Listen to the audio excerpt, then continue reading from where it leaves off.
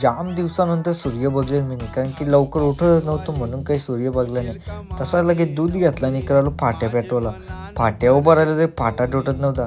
जास्त रिक्स नाही घेता अख्खा फाटा लावायची आपली तयारी झाली. तसंच एकदम ओकेमध्ये तयारी केली आपण, त्या मस्त प्लेट घेतली. तसंच तयारी केली ना, राख्याला म्हणलं का चल जाऊ. राख्या आला ना, तसेच आपला कॅमेरा सेटअप पण घेतला ना, आपण निघायची तयारी पूर्ण झाली.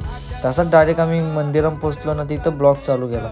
ब्लॉग चालू करता करता तो बोलतो किती वाजता निघायचा. असं आपल्याला आलेला व्हिडिओ कॉल तिथल्या एंड करून आम्हीच लगेच तशी कल्टीमध्ये जायला उंबरवेड्याला जायचं होतं म्हणून ऊन कडक पडले, तर टोपी नाही तर चष्मा काहीतरी पाहिजे होता. असं बरोबरच निघले, दोन्ही पण नाही भेटला म्हणून आम्ही तसंच डायरेक्ट पोचलो आपल्या फाटीमध्ये. फाटी ते एकदम जबरदस्त असते ना, तिकडे येऊ बघतो बसायला जागा.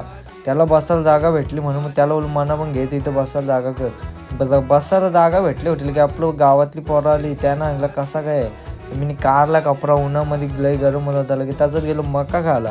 मका खाता लगे तिकडे रिक्षा दिसली, रिक्षाने घुसलो डायरेक्ट. रिक्षाने मका खायला गेलो. नंतर जास्ती काही नाही बोलता आलो डायरेक्ट कामावर कालच झालता. घरी जाताना आपली टोपी गोडामध्ये झाली म्हणून परत गोडामध्ये चढून टोपी घेतली ना, उतारलो तिथल्या. तसंच घरी येऊन डबल एकदम फ्रेश झालो कडकमध्ये. उपास सोडायची आपली पूर्ण तयारी झाली म्हणून मोबाईल चार्जिंगला लावला आणि तसंच लगे गेलो आपल्या किचनमध्ये. ते इकडं बघता होतं काय अख्खा भांडी बिंडी सगळा पारली आहे.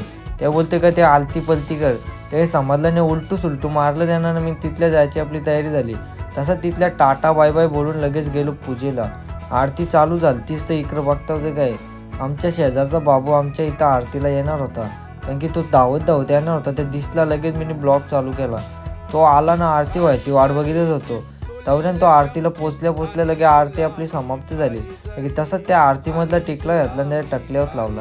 मोठा टिकला लावला ना, बाबूजवळ दिला. एक मोदक बाबूला आणला. तर घरी जा ना, माझं नाव सांगू नको बोलू.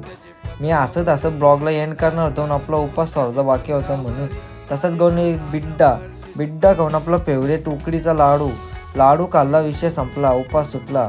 उपास सोडला की तसंच साईडला बसायला जायची आपली पूर्ण तयारी झाली. मग माऊ बोलते दादा मेहंदी. तिने घेतलेली पेन ना हातापायावर सगळे काढीत घेतले.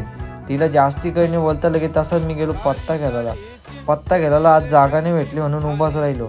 जास्ती काही नाही बोलता मी बोललो आजचा ब्लॉग करतो. आपला मोठा ब्लॉग यूट्यूबला अपलोड झालेला आहे, तर बघायला विसरू नका आणि कमेंटमध्ये एक हात टाकून जा.